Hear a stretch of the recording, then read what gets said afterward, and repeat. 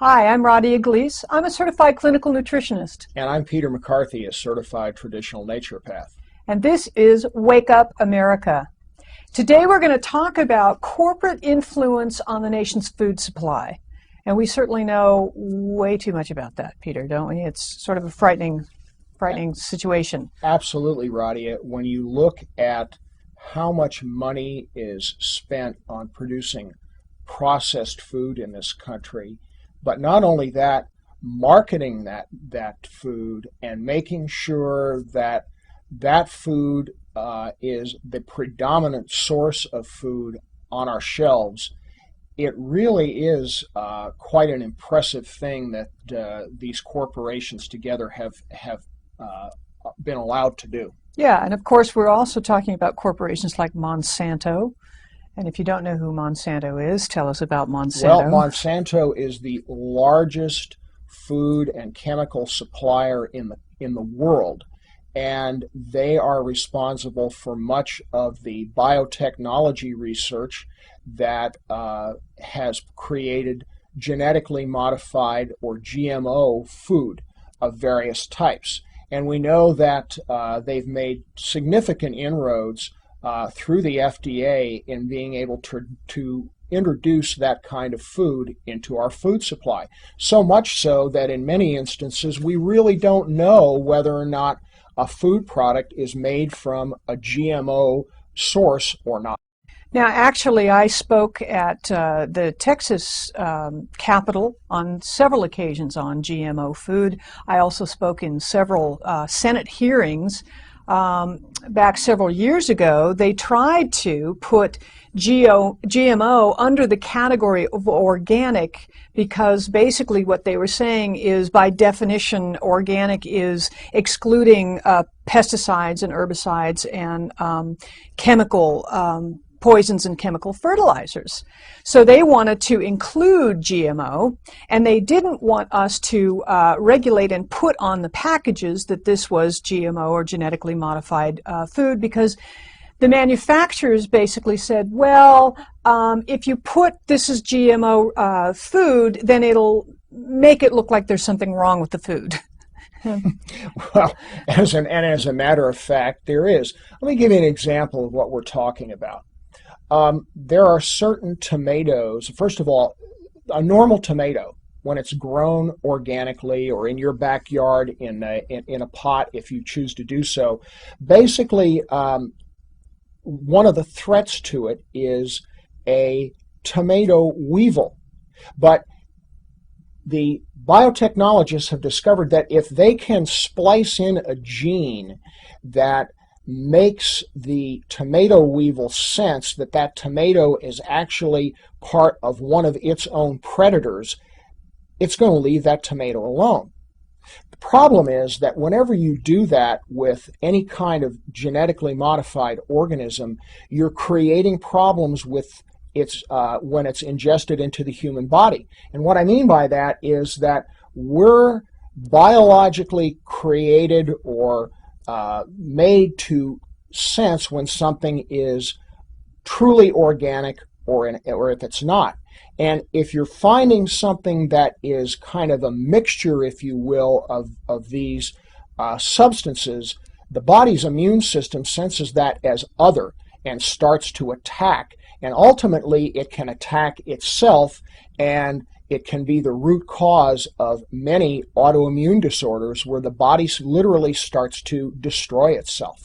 And let me just point out, when you say add these, as opposed to a hybrid, say you're doing a hybrid tomato or a hybrid strawberry, a hybrid is actually breeding one kind of tomato with another kind of tomato. But with genetically engineered, you're taking two different species. So for example, with the strawberry, strawberry has a tendency to have a vulnerability to frost. So what they have done is they have taken it's a fish in the North Atlantic that has a built-in sort of a freon in it. It's got a chemical that keeps it from freezing in North Atlantic waters. So what they've done is take the gene from that fish and they've spliced it in to the genes of the strawberry so that the strawberry is now not vulnerable to frost.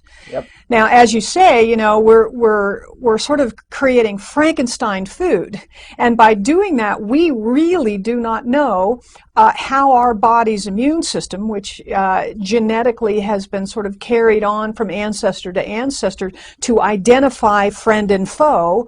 Now we're introducing new types of protein configurations in these new foods. And we are concerned, and there is a major concern. I know you in your practice and myself in my practice, I do a lot of allergy testing and food allergy sensitivities. And it is amazing the kinds of food sensitivities that's coming back in these lab reports. I mean, people are suddenly sensitive to lettuce or food sensitivities to very, very benign, what would be traditionally not considered hyperallergenic foods.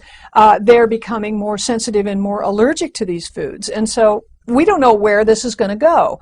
And it is big corp, such as companies such as Monsanto and companies like that, that are really pushing the political envelope to make sure that they have the upper hand in the industry. Absolutely. And that brings up a really good point, because it's not just get the food on the shelf and maybe not reveal the sources that are involved. We're talking about a group of companies that are very active politically in terms of being able to not only make sure that those foods go to market, but also to make sure that nobody who has a contrary point of view about the health of those foods has an opportunity to be able to express that point of view. And you're really talking about what Roddy and I are all about in the political arena, which is freedom of choice of healthcare.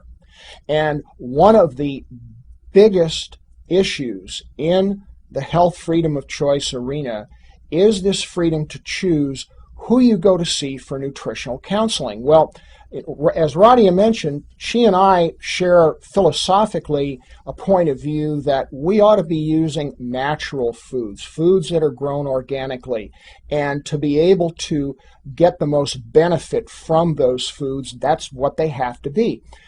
Unfortunately, that view isn't shared, and there are some very powerful organizations that are trying to quash dissenting points of view like ours. And one of the front organizations for big food is the American Dietetic Association. For years, they have been engaged in a campaign to establish what they call exclusionary licensure in every state in the union. Now, what does that mean? It means that if you want to get professional nutritional counseling, they want to make sure that the only people that you can go see is a registered dietitian. Now, who's backing that? Well, go to the American Dietetic Association website, Google American Dietetic Association, and look on their sitemap. They've got a corporate sponsorship section out there. And you've got companies like Pepsi, Coke, Kellogg's, Mars Candy. Now think about that for a moment. If they're successful in their campaign, what's that going to mean? It's going to mean that the standard of nutritional advice in this country is going to devolve to, let's get healthy and have a soda and a candy bar. And guess what, Peter? One of their other corporate sponsors is Soy Joy. Guess who's behind Soy Joy? Oh, you think? Monsanto. Yeah. Okay, so we're going to be talking a lot more about the Dietitians Association and a lot more about, corporate influence on the food industry. And we do want to make sure that we hear your comments and your feedback. We look forward to addressing anything that you may have, any questions that you have or comments. Be sure that you sign up to this YouTube Psyche Truth, and also visit our website, which is www.texashealthfreedom.com, and go find out what we're all about. If you're not from the state of Texas, that doesn't really matter. Visit our website anyway and see what you may be wanting to look at in your own state. Realize that right now the Dietitians Association has managed to monopolize over 30 states in the United States, and we're going to be talking about a lot more of that in the episodes to come. So stay with us. Thanks, Peter, and we will be back to talk to you more about some exciting topics. Thanks. See you next time. Bye-bye. If you liked this video, we have hundreds of more alternative videos ranging from sexual health to psychology to mind control. So if you liked it, go ahead and click on me to enter the Psyche Truth channel.